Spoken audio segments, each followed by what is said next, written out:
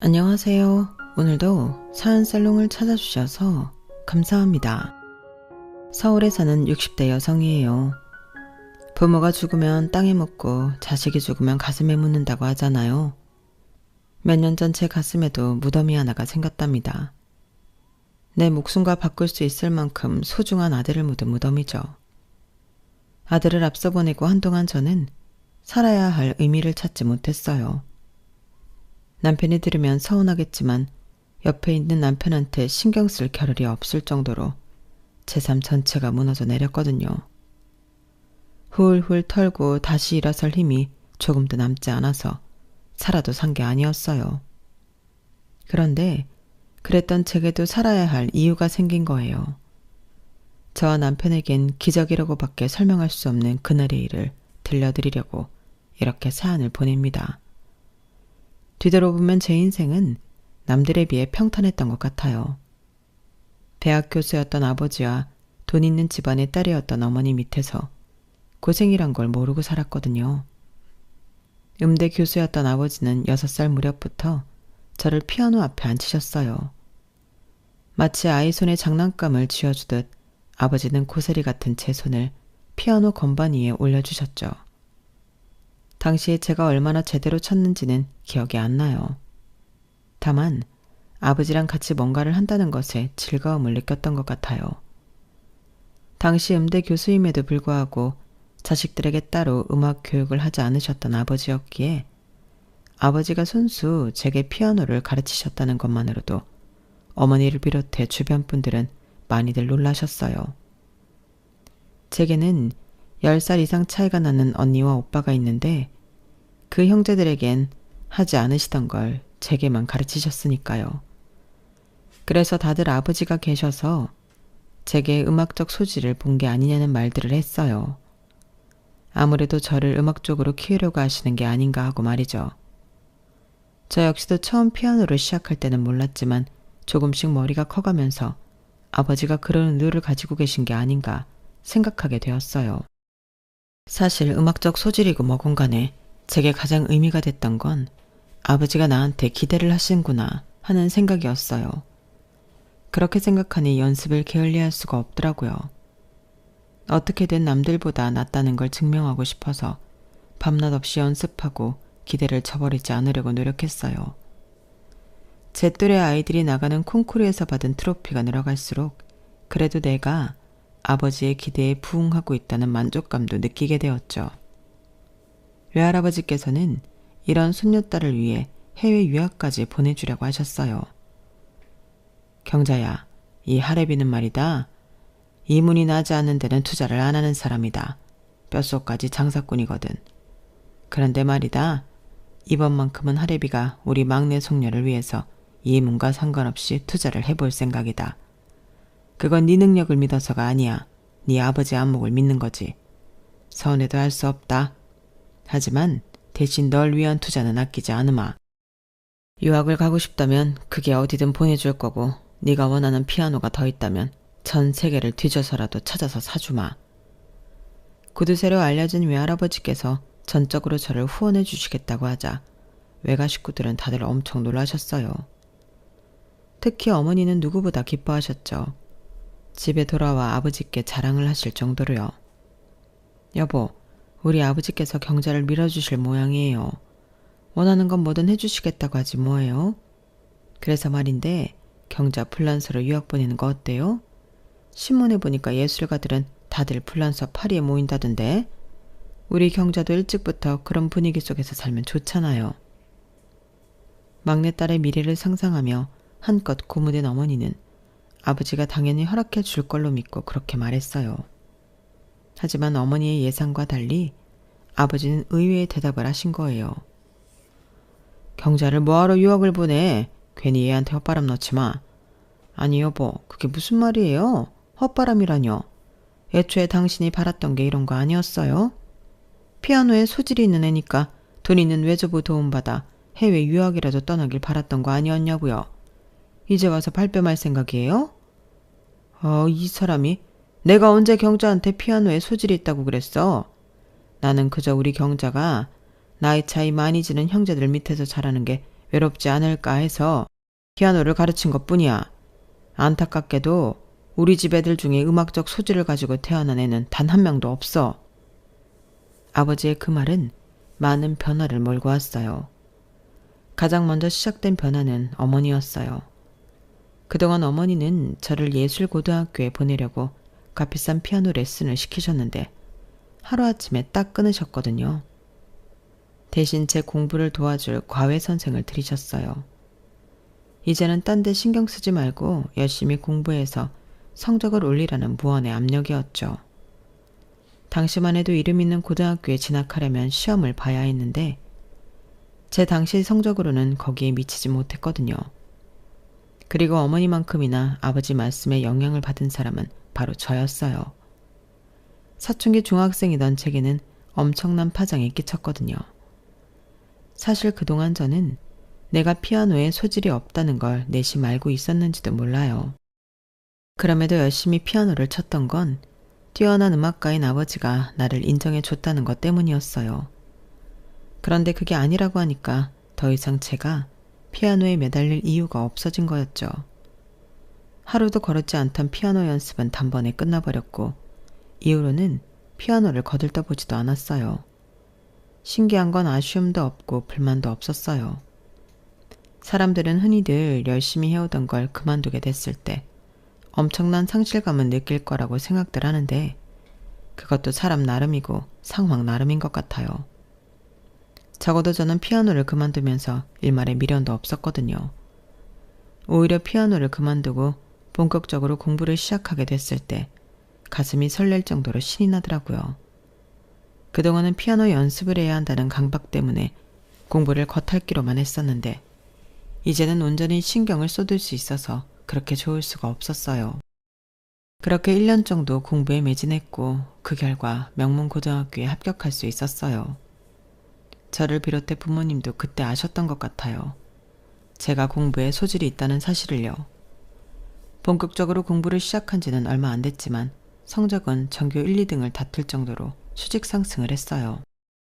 언니랑 오빠가 성적 때문에 외가 지원을 받아 가정교사며 과외선생을 옆에 끼고 살다시피 해서 턱걸이로 대학에 들어갔던 것과 달리 저는 고등학교 진학 이후 따로 사교육을 받지 않고 이런 성적을 냈기 때문에 더 인정을 받을 수 있었어요. 상황이 이쯤 되자 외할아버지께서는 이러다가 우리 집안에서 서울대 출신이 나오는 게 아니냐시며 엄청 기뻐하셨다더군요. 그래서 제가 따로 부탁하지 않았는데도 서울대생을 상주 과외선생으로 붙여주셨어요. 바로 이 사람이 미래의 제 남편이랍니다. 남편은 지방에서 올라와 장학금을 받으며 공부를 했는데 출신 대학도 그렇고 학업 성적이 우수해서 소위 말하는 있는지 자식 과외선생으로 유명했던가 봐요. 공부 잘하는 외손녀한테 좋은 과외선생을 붙여주고 싶었던 외할아버지는 외숙모를 시켜 거액의 뒷돈을 주고 제 남편을 빼다가 저희 집에 보내주신 거예요. 나중에 남편한테 얘기를 들어보니 단순히 돈 때문에 거애를 옮긴 건 아니었다고 하더라고요. 원래 상주했던 집 애가 엄청 꼴통이었거든. 부모 기대는 하늘에 닿아 있는데 애는 아직 걸음마도 못하는 수준이랄까? 이런 녀석은 3년이 아니라 30년을 가르쳐도 서울에 있는 대학은 못 보낼 것 같았어. 돈 때문에 그 집에 붙어있긴 하지만 괜히 나중에 욕 엄청 얻어먹겠다 싶었지. 그러던 차에 당신 집에서 연락이 온 거야. 당신 외숙모 얘기를 들어보니 당신이 공부를 곧잘 한다더라고. 이 정도 애라면 서울대 보내는 것도 어렵지 않겠다 생각했지 뭐. 남편 예상대로 저는 서울대 수학과에 합격을 했어요. 친가와 양가 통틀어 서울대 출신은 제가 처음이었기 때문에 집안에서는 아주 난리였죠. 특히 외할아버지께서는 의상실 하나를 다 털어주실 기세로 고가의 옷들을 엄청나게 많이 맞춰주셨어요. 뿐만 아니라 제가 졸업할 때까지 학비는 물론 용돈까지 대주시겠다고 하셨어요. 이문이 남지 않는 장사는 안 한다는 외할아버지께서 제가 이렇게 투자를 하신 데는 이유가 있었어요. 저희 외할아버지께서는 명동에서 사채업을 오래 하셨는데 슬슬 돈 장사를 끊고 부동산 쪽으로 업종 변경을 꾀하고 계셨어요. 돈 장사와 달리 부동산 쪽은 관련 법도 잘 알아야 하고 인맥을 통한 정보도 많아야 하는데 문제는 외할아버지 밑에서 일하는 두 아들이 그런 인물이 되지 못한다는 거였죠. 이렇게 말하기 좀 그렇지만 저희 외삼촌들은 주먹 쓰는 일에 능할지 몰라도 머리 쓰는 일엔 영 꽝이었거든요. 그러니 외할아버지께서 제게 기대를 거셨던 거죠. 서울대 출신 인맥을 쌓기에도 좋고 수학과니까 계산력도 있을 거라고 믿으셨던 거예요. 그래서 미리미리 준비하는 차원에서 땅을 보러 다니실 때마다 저를 데리고 다니셨어요. 물건 보는 안목을 길러주시려고요. 세금 문제나 장부정리 같은 일들도 저를 불러 시키곤 하셨는데 물론 공짜는 아니었어요. 저희 외할아버지는 동계사는 확실한 분이셨거든요. 외할아버지의 이런 편애 때문에 저는 외가에서 곱지 않은 시선을 받아야 했어요. 외삼촌들은 물론 외숙모와 사촌들까지 저를 경계했거든요. 그도 그럴 게 외할아버지께서는 제가 졸업 후에 외할아버지 사업을 돕길 바라셨어요. 그동안 할아버지 밑에서 꾸준히 일을 마다 않고 해왔는데 하루아침에 조카한테 홀라당 뺏길 상황이니 어떻게 저를 고운 시선으로 바라볼 수 있었겠어요. 저도 그 마음은 충분히 알고도 남죠. 그런데 그건 어디까지나 오해라는 걸 다들 몰랐던 게 문제였어요. 외할아버지께서는 제게 사업을 물려주시려는 게 아니라 외삼촌들을 돕길 바라셨던 것 뿐이거든요. 나중에서야 외할아버지를 통해 그런 사실을 전해 듣고는 그제야 저를 대하는 태도가 달라지더라고요. 대학교 3학년이 되었을 때 외할아버지께서는 제게 선자리를 잡았으니 나가보라고 하셨어요. 딱히 결혼 생각은 없었지만 외할아버지 말씀이라서 약속 장소에 나갔더니 글쎄 그 자리에 남편이 앉아있지 뭐예요. 제 과외 선생으로 들일 때부터 이미 제 짝으로 염두에 두셨던 거예요. 제 성적이면 굳이 뒷돈까지 줘가며 빼온 과외 선생을 붙일 필요가 없었는데도 학비며 생활비까지 지원해가면서 남편을 제 옆에 붙여두신 건 훗날을 생각해 그러신 거였죠. 그러니까 남편은 저희 외할아버지한테 과외 선생으로 뽑힌 게 아니라 애초에 외손주 사위로 뽑혔던 거예요. 남편과는 2년 정도 연애를 하다가 대학 졸업 후에 결혼식을 올렸어요. 대기업에 다니는 남편은 1년 중 3분의 2 이상을 해외에서 보내야 했어요. 출장 갔다가 돌아오면 며칠 안 돼서 또다시 출장을 떠났거든요. 아이라도 있었다면 외롭지는 않았겠지만 안타깝게도 우리 부부 사이엔 아이가 생기지 않았어요. 병원에 가서 검사도 해보고 임신이 잘 된다는 한약도 먹어봤지만 좀처럼 아이는 생기지 않더라고요. 그렇다고 남편이나 제 몸에 이상이 있던 것도 아니었어요. 차라리 임신이 어려운 몸이라고 했다면 입양을 고려했을 거예요. 아이가 없어서 그런가 남편은 점점 더 밖으로만 돌았어요. 밖에서 놀고 다닌 거라면 뭐라고 한마디 했을 텐데 일에 빠져서 사는 사람이라 그럴 수도 없었어요. 살면서 제 생일이나 결혼기념일을 남편이 챙겨준 일이 단 한 번도 없을 정도로 남편은 저보다는 늘 일이 먼저인 사람이었어요. 그래도 남들이 보기에는 이보다 좋은 남편감도 없었죠. 학벌 좋고 직장 좋고 돈도 잘 벌어오는 데다가 시집살이 시킬 시부모님도 없었거든요. 그러니 제가 외롭다고 떠들어댄들 제 말에 귀를 기울여줄 사람은 없었어요.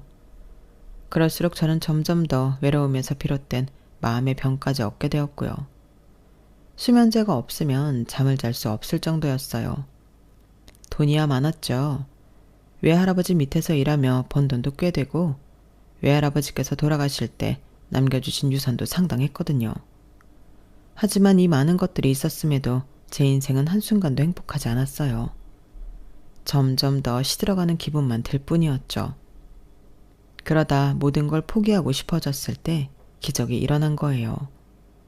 며칠 동안 속이 더부룩하고 밥 냄새만 맡아도 속이 올라오길래 소화제를 먹을까 하다가 혹시 몰라서 병원에 갔는데 담당 의사가 산부인과 진료를 받아보라고 하지 뭐예요. 속으로는 부질없는 짓이라고 생각하면서도 일단은 의사 말을 따르기로 했어요. 그랬더니 글쎄, 네? 임신이요? 네, 아직 초기 단계라서 조심하셔야 됩니다. 특히 노산이라서 더더욱 몸조리를 잘 하셔야 돼요. 당시 35이었던 저로서는 임신했다는 말이 좀처럼 믿어지지 않았어요. 지금이야 40을 넘어서도 임신을 하는 사람들도 많지만 당시만 해도 30대 중반이면 노산이라고 부를 정도로 그리 흔치 않은 케이스였으니까요. 몇 번이나 의사를 통해 임신 확인을 받은 저는 집에 돌아오자마자 울음을 터뜨렸어요. 아이가 생겼다는 사실에 기뻐서 그랬던 것도 있지만 요 근래 안 좋은 생각을 했던 게 뱃속의 아이한테 너무 미안했거든요. 자칫 잘못된 선택을 했더라면 이 아이가 세상 빛도 못 보고 사라졌을 거라고 생각하니까 뒤늦게 공포가 확 밀려왔어요. 일단은 마음을 추스르고 남편한테 연락을 했어요. 바로 연락이 닿지 않아서 남편 부하 직원한테 집에 큰일이 생겼으니 바로 연락해달라는 메시지를 남겼어요. 이렇게 말해두지 않으면 남편이 연락을 안 할 것 같았거든요. 아니나 다를까 몇 분 뒤 남편이 다급한 목소리로 전화를 했더라고요. 무슨 일이야? 큰일이 났다니? 당신 괜찮아? 이상하게 걱정 가득한 남편의 목소리를 들으니까 갑자기 기분이 좋아지더라고요. 이 사람이 그래도 내 걱정을 하는 걸 보니 나한테 관심이 없는 건 아니라는 생각이 들었거든요. 여보, 진정해. 집에 일이 있는 건 사실인데 좋은 일이야. 당신 놀라게 하고 싶지는 않았지만 그래도 당신한테 직접 말하고 싶어서 그랬어. 여보, 나 임신했어. 임신했다는 말을 했는데도 수화기 너머에선 아무 소리가 들리지 않았어요. 해외라서 전화 연결 상태가 안 좋아 내 말을 못 들은 건가 생각하던 그때 수화기 너머로 남편의 흐느끼는 소리가 들리더라고요. 그 소리를 들으니 저도 울컥해서 눈물이 났어요. 그동안 나만 아이 때문에 고민하고 가슴앓이를 하고 있다고 생각했는데 이제 보니 남편도 아이를 무척이나 기다려왔던가 봐요. 그런데도 제가 걱정할까봐 아이 얘기는 꺼내지도 못하고 있었던 거였죠. 그 마음을 깨닫고 나니 남편한테 미안한 마음이 커지더라고요. 몇 분을 소리 죽여 흐느끼던 남편은 대뜸 먹고 싶은 건 없냐고 묻더군요. 그때까지만 해도 딱히 먹고 싶은 건 없었는데 남편이 물으니까 갑자기 딸기 생각이 나지 뭐예요. 그래서 딸기가 먹고 싶다고 했죠. 남편은 알겠다고 하고는 전화를 끊었어요. 그리고 다음날 아침 7시도 안 된 시간에 현관문 소리가 들리더라고요. 이 시간에 집에 찾아올 사람이 없는데 혹시 도둑이라도 들었나 싶어 잠옷바람이 벌떡 일어나 무기가 될 만한 걸 찾아들고 거실로 나갔어요. 그랬더니 글쎄 남편이 커다란 스티로폼 박스를 안고는 들어오지 뭐예요. 여보, 이 시간에 당신이 어떻게 왔어? 그리고 손에 든 그건 뭐야? 뭐긴 당신이 먹고 싶다던 딸기지. 문연 가게가 없어서 도매시장에서 사오는 길이야. 내가 금방 씻어줄 테니까 당신은 소파에 앉아있어. 임신 소식을 전해 듣자마자 부랴부랴 한국행 비행기에 몸을 실은 남편은 공항에서 내리자마자 과일 도매시장으로 달려갔더라고요.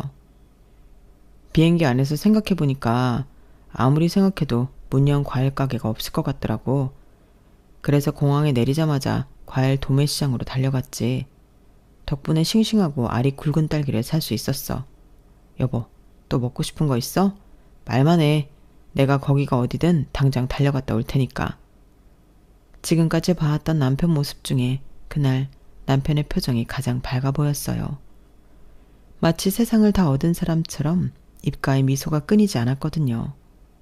일도 팽개치고 달려왔던 남편은 그날 밤 비행기로 다시 떠나야 했지만 가기 전까지 제가 먹고 싶다는 왕만두며 족발, 아이스크림까지 한가득 사다가 냉장고에 쟁겨주었어요. 현장일 처리하고 바로 돌아오겠다고 하면서도 제 걱정이 되는지 쉽게 발길을 못 대더라고요. 그러고도 안심이 안 됐는지 남편은 제 친정에 전화해 친정어머니를 저희 집에 보냈어요. 늦둥이 딸이 30을 훌쩍 넘긴 나이에 임신했다고 하자 친정 부모님도 기쁘셨던지 한 걸음에 달려오셨더라고요. 얼마 뒤 출장에서 돌아온 남편은 부서까지 바꿔가며 제 곁을 지켜주었어요. 그동안 못해준 거 이번에 다 해주겠다며 밥도 직접 해서 제 입에 떠넣어주고 발도 씻겨주고 잘 때도 제가 잠든 걸 확인하고서야 잠들곤 하더군요. 하루아침에 360도 변해버린 남편을 보며 때로는 적응이 안 되기도 했지만 그래도 이참에 마음껏 누리자는 생각도 들었어요.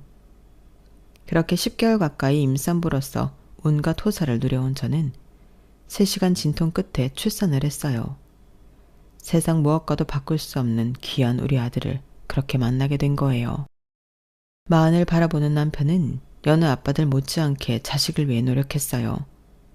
지금처럼 휴대폰에 카메라가 달려있던 시절이 아니라서 남편은 필름 카메라와 8mm 캠코더로 우리 아들의 순간순간을 담기 바빴어요. 이래도 진심이었던 남편은 육아에도 진심으로 달려들더라고요. 잠결에 아이 울음소리가 살짝만 들려도 제가 깰까봐 아이를 안고 거실로 나가 한참이나 아기를 어르곤 했어요. 공부가 생활이었던 습관 탓인지 육아 서적도 산처럼 쌓아두고 볼 정도로 남편의 자식 사랑은 유난하더라고요.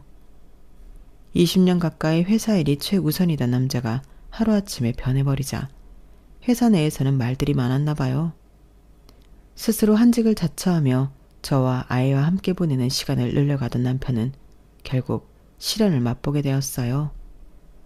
오랜 시간 출세가도를 달렸던 이력에도 불구하고 희망퇴직자 명단에 올랐더라고요. 아직 아이가 자라려면 한참 남았는데 이제 겨우 신을 넘긴 시점에 회사에서 쫓겨날 위기에 처하자 남편은 큰 충격을 받은 것 같았어요. 그동안 회사에 모든 걸 바쳐왔는데 이렇게 쉽게 버림을 받는다는 게 감당이 안 됐을 거예요. 늘 자신만만하고 당당하던 남편이 풀이 죽은 모습을 보니 저도 마음이 편하지 않았어요. 그래서 이대로 가만히 보고만 있을 순 없겠다 싶더라고요. 그래서 남편 명예퇴직 얘기는 모른 척하고 선수를 쳐버렸어요.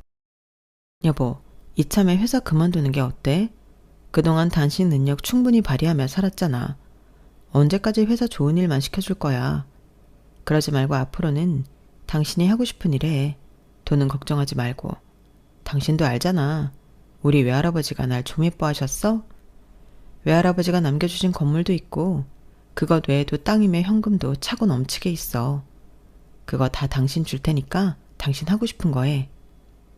제 말에 남편은 헛웃음을 지었어요. 그러면서도 기분은 꽤 좋아 보이더라고요. 그럼 그럴까? 이번 기회에 돈 많은 마누라 덕 좀 보고 살아봐? 야, 남들은 자기 남편이 회사 잘릴까봐 더럽고 치사해도 끝까지 버티라고 한다는데 역시 우리 마누라는 달라. 내가 결혼 참 잘했어. 그걸 이제 알았어? 일단 회사부터 그만두고 쉬면서 뭘 할지 생각해봐요. 딱히 하고 싶은 게 없으면 그냥 건물 세 받고 살아도 좋고 먹고 살 돈이야 충분한데 뭐가 걱정이야? 그러니까 마음 푹 놓고 살라고요. 말은 이렇게 했지만 제가 남편을 모르나요?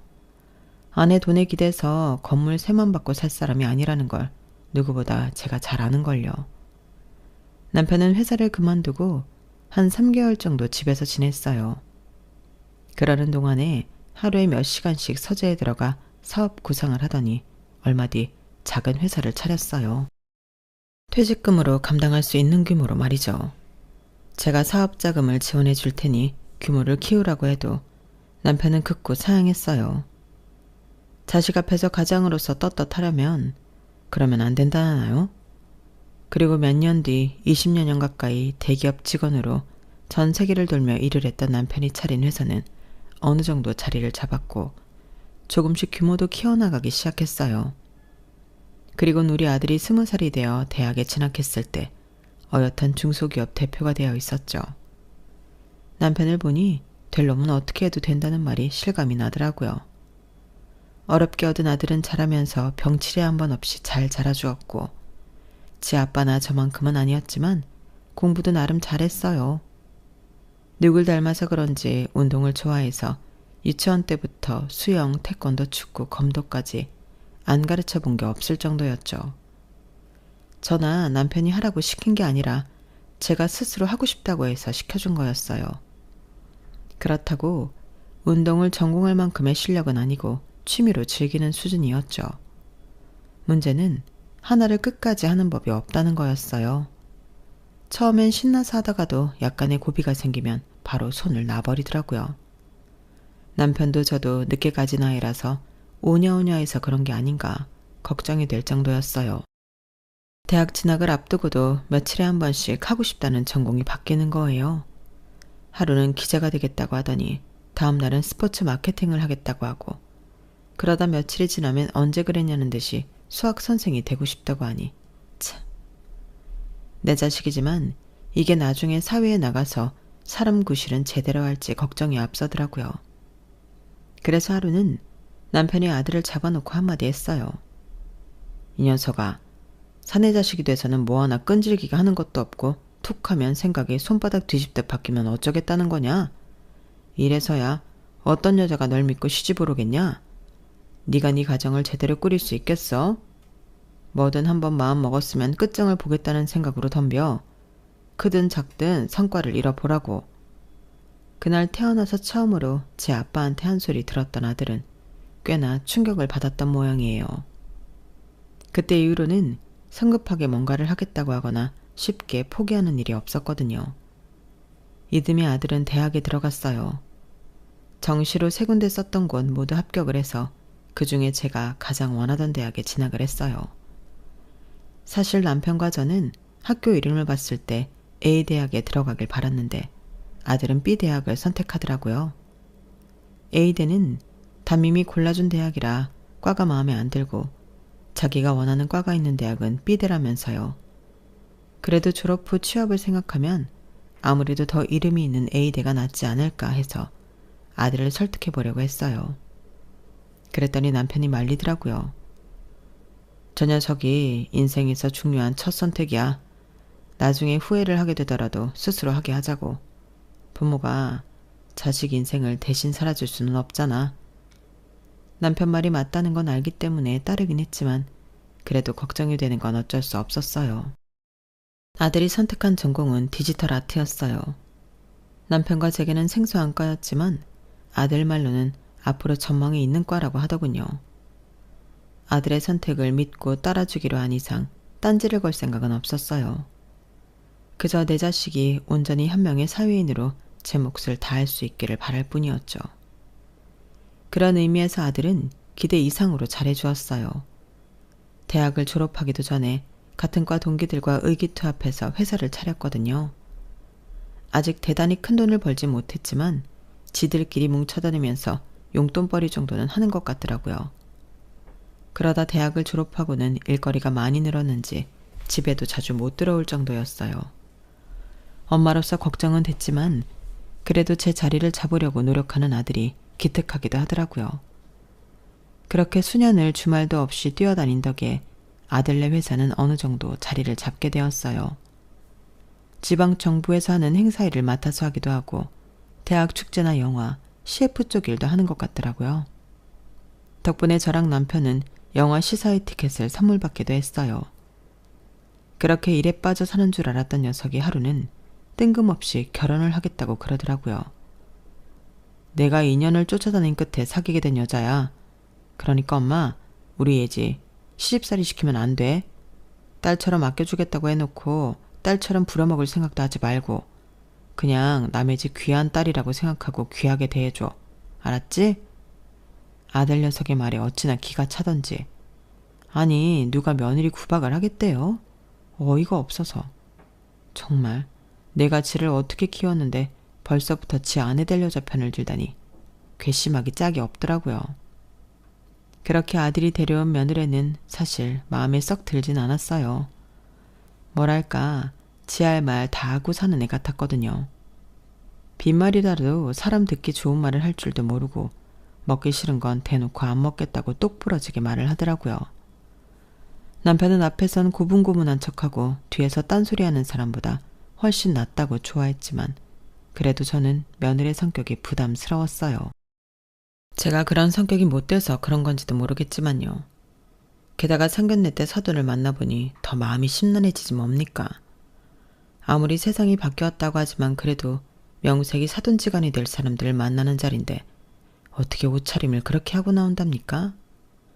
집 앞 슈퍼에 라면 사러 가는 사람처럼 다 구겨진 바지에 티셔츠 차림으로 나왔더라고요.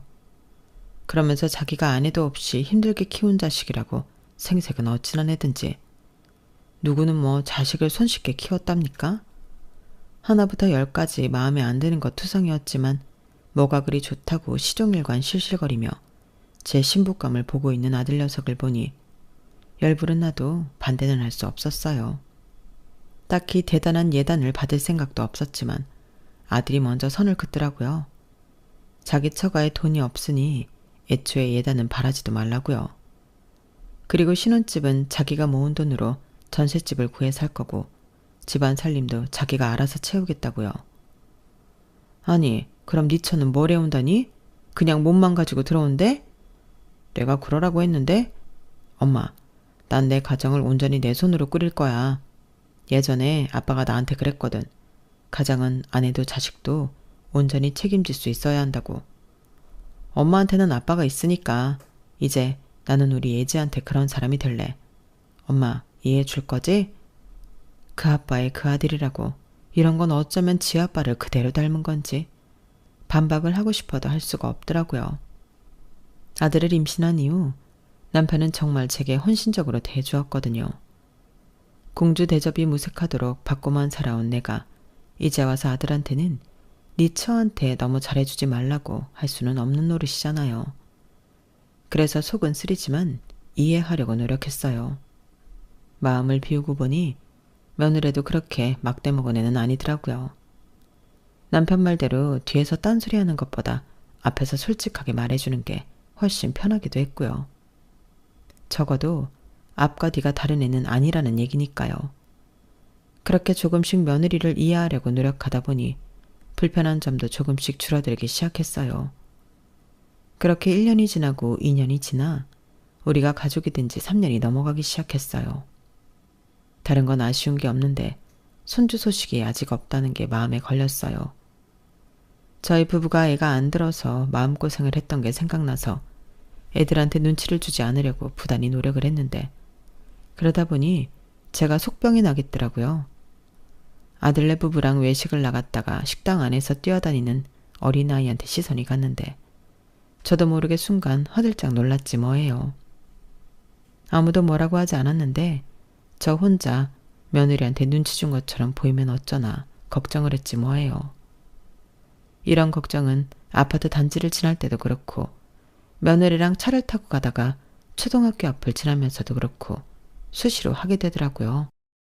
손주가 태어나기 전까지는 남모를 이런 걱정을 하고 살아야 되나 한숨이 다 났어요.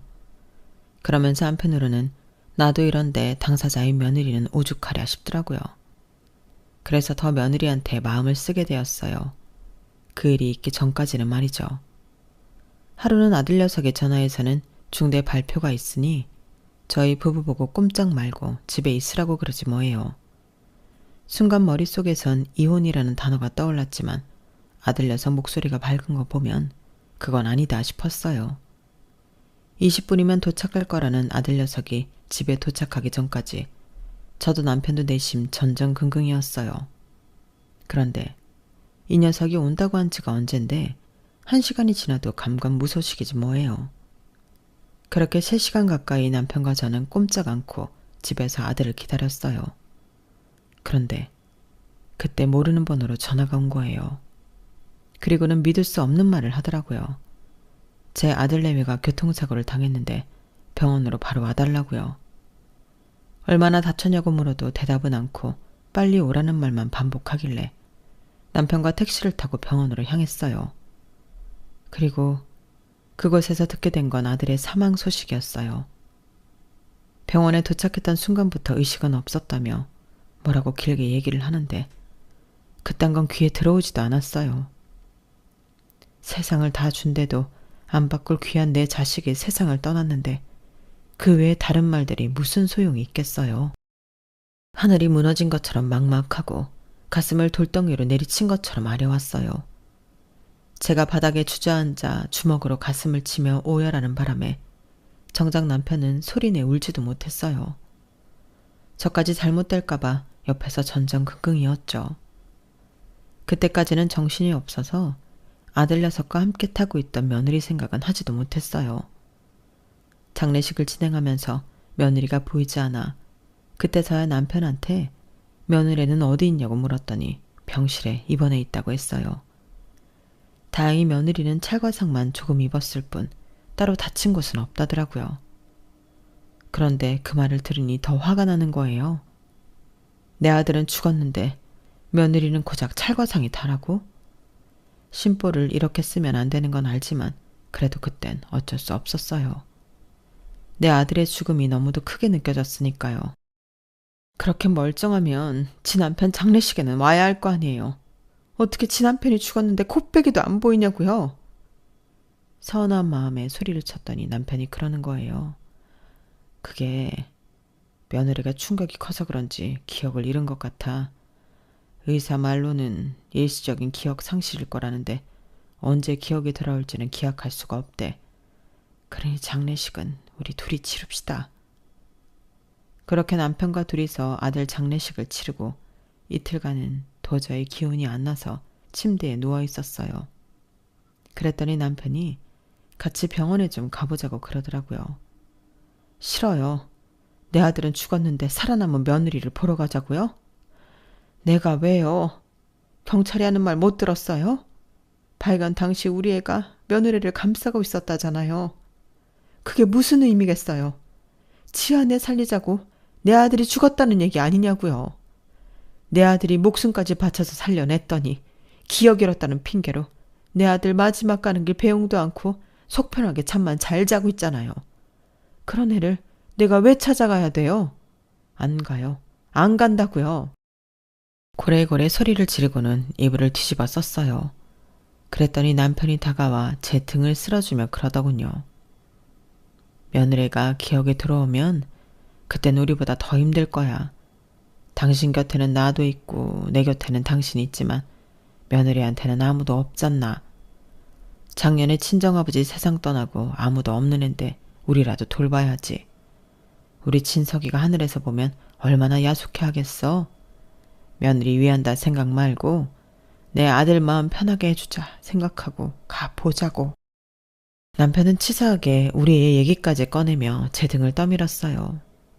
그렇게 찾아간 병실에는 며느리 혼자 덩그러니 누워있더라고요. 다른 병상엔 가족으로 보이는 보호자들이 와 있는데 며느리 병상엔 아무도 없었어요. 그걸 보니 가슴이 뭉클하기도 했지만 저희 부부를 보고는 멍하게 바라보는 며느리를 보자 한숨이 났어요. 이제 하다하다 기억을 잃은 며느리 병수발까지 해야 하나 싶었거든요.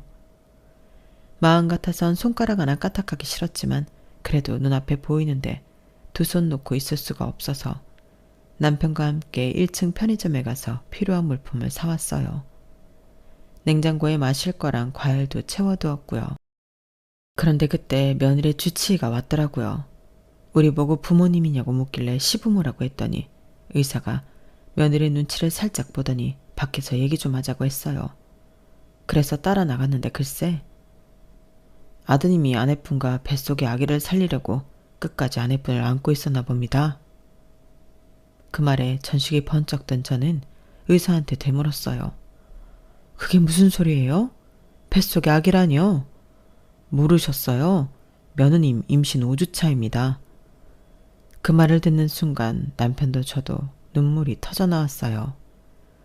내 아들 잡아먹은 며느리라고 속으로 그렇게 욕을 했는데 내 아들이 지킨 건 어쩌면 자기 자식인지 모른다는 생각에 괜히 며느리한테 미안하기까지 하더라고요.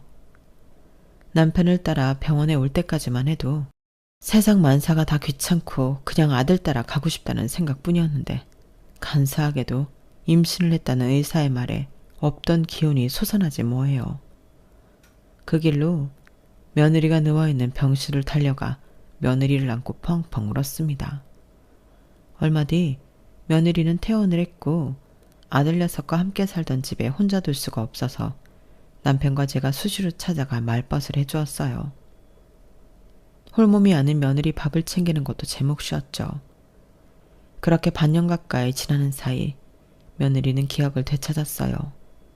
한 번에 다 떠올린 건 아니고 떠듬떠듬 조금씩 찾아나갔어요. 제 남편의 죽음을 떠올린 그날은 미친 듯이 울부짖어서 며느리가 잠들 때까지 제가 안고 있었습니다. 그리고 다음날 며느리가 그러더군요. 저희 부부랑 같이 살게 해달라고요. 혼자서는 이 집에서 버틸 자신이 없다는 거예요. 저도 남편도 며느리랑 뱃속의 아기가 걱정되던 터라 두 말 않고 그러자고 했어요. 손자 녀석이 태어나던 날도 며느리는 저희 부부랑 집에서 함께 아침을 먹고 병원으로 향했어요. 출산을 한 직후에도 며느리 곁을 지킨 건 저희 부부였고요. 3년이 지난 지금은 더 이상 시부모와 며느리가 아니라 그냥 딸처럼 지내게 되었답니다. 평탄하기만 했던 제 인생에 불어닥친 시련이 처음엔 감당하기 힘들어서 모든 걸 놓아버릴까 생각했어요. 하지만 인생은 시련을 이겨낼 만큼의 기적 같은 희망도 선사한다는 걸 알게 되었죠. 제게 있어 기적은 손자 녀석의 탄생이었어요. 이제는 모녀지간처럼 지내는 며느리도 제 인생의 기적 중 하나라고 해야겠네요. 자기 아내를 귀한 남의 집 딸처럼 귀히 여겨달라던 아들 녀석의 부탁을 오늘도 생각하며 사연을 마칩니다. 지금까지 제 사연을 들어주셔서 감사합니다. 여러분의 가정에도 안정과 행복이 가득하기를 진심으로 바랍니다. 여러분, 사연 댓글에 응원과 현명한 조언 부탁드려요. 좋아요와 구독은 저에게 큰 힘이 됩니다. 오늘도 좋은 일 가득하세요.